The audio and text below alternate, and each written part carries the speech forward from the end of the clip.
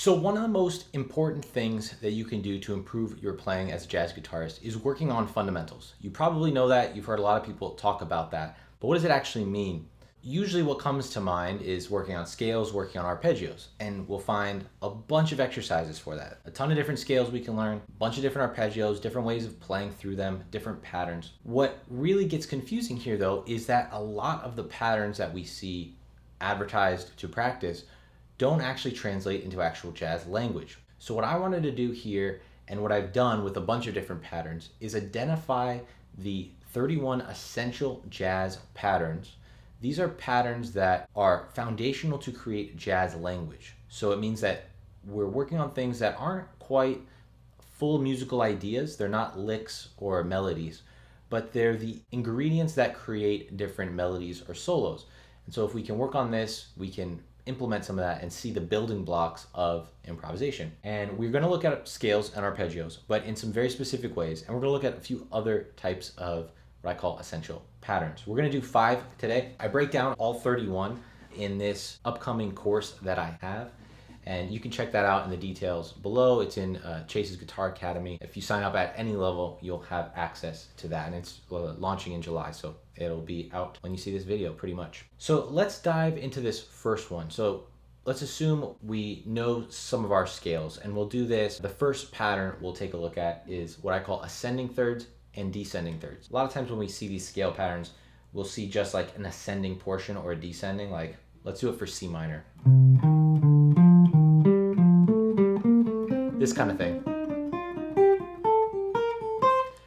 And it sounds a little bit more classical than jazz. You're not really going to hear a jazz musician play thirds in that way. But what you will hear them do is ascend one group of third and then descend another. And for all of this in the course, it's done over autumn leaves. So I do it over every single chord. It'd be a lot to get into right now in this video. So we're just going to do everything over C minor. So let's take the first one. We ascend C to E flat. But then the next one, the next group, D and F, we're going to descend. So start on the F. So it's ascend and then descend. Then the next group ascend, descend.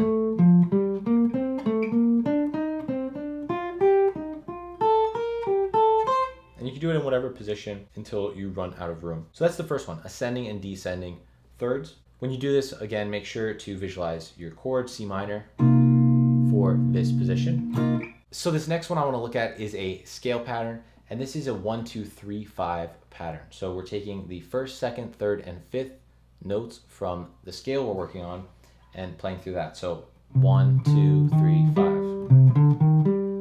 We can do it in 2 octaves here. You can even do it up there if you want, but in this position we only have 2 octaves.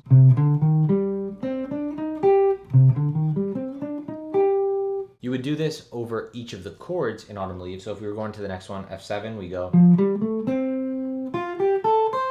for B flat major,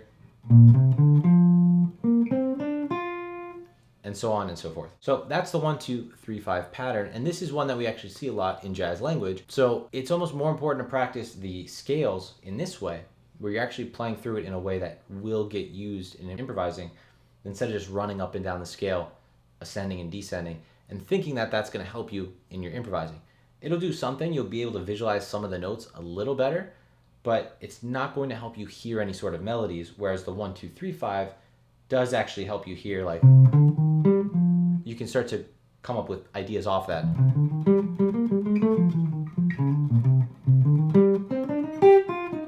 You start to hear like the lick is in there.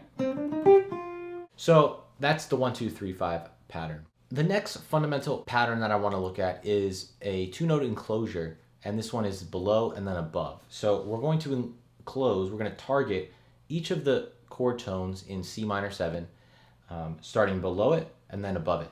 So our first chord tone is going to be the root C. And we have 2 options here actually. So we can go below, so the scale tone below would be B flat, and then above D, and then the root. For minor chords, you can also go a half step below, like B natural. That also tends to work, but either of those are options. So, or you can do it both octaves. So after we do it for the root, we want to do it for the third. So below and then above the third, which is E flat, just D, F, E flat.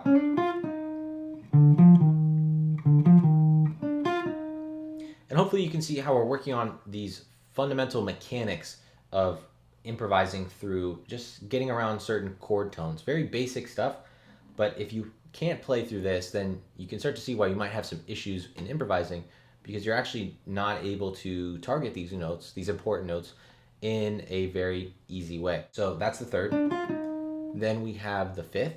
We go again, scale tone below and then scale tone above for this. And then to the flat 7, which is B flat. So we go A, C to B flat. And you want to be, again, really comfortable with this, so that any of these notes we want to target, we can access and get to easily. The fourth pattern I want to look at, I just call chromatic descent.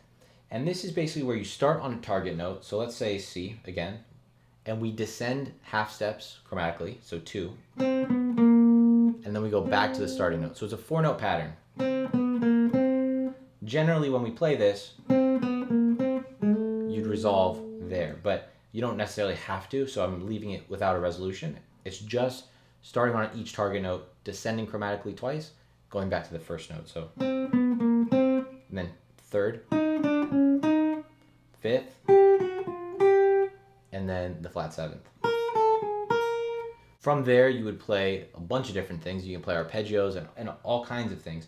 We're not getting into that aspect of it, but I need to, again, be able to just have that chromatic descent vocabulary, that little word, almost, it's not even a word yet, it's like a phonics for what will become a word. So that's chromatic descent. Okay, and the fifth one I want to look at today is ascending pivot arpeggios from the root. These start to become a little bit more advanced, but are still what I would consider essential patterns, still very fundamental. It's ways of playing arpeggios that we don't normally do. It's very important that we look at these. Again, in the course, I go through all of this over all the chords. It's over 100 pages with video, etc. I just want to give you a taste of some of these fundamental elements that you can work on, even without getting the full course. So ascending pivot arpeggios from the root. So let's look at C minor still. The idea here is we start on our root, and instead of going up the arpeggio to the E flat, we drop that down an octave. So we have this jump of a 6th. Then we ascend our arpeggio. So C, low E flat, G, B flat. And you should be able to play that pattern in a bunch of different octaves and start to visualize where that would be. So you have this one, you do it here, right? So I'm starting to see where are these notes when I want to play this pattern here.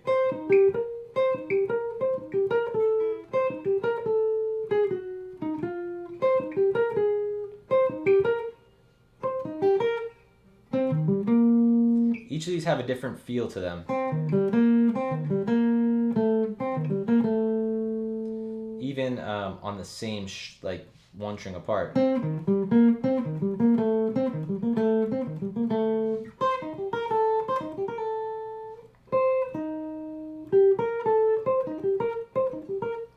So that's a really great one to practice as well, and there's a bunch of different pivot arpeggio types. So if you're interested in looking at some more essential jazz patterns, and these will eventually translate into essential jazz vocabulary, but these fundamental elements for the month of July, I'm going to be going through 31 of these, and it's a great way of really practicing fundamentals, bringing it into your playing without feeling stuck or bored with just running the scale up or down, running an arpeggio up or down, and not really knowing what to do beyond there, getting kind of bored and unmotivated. So this will be a much more motivating way of going through it, a little bit more musical as well.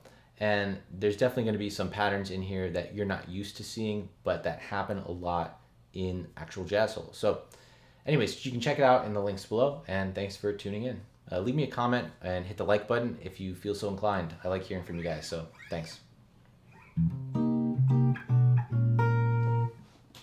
Check it out. I just got new mugs for Chase's Guitar Academy as well. I don't know if you can see that. Here we go. Let's bring it back. Cool. Cheers.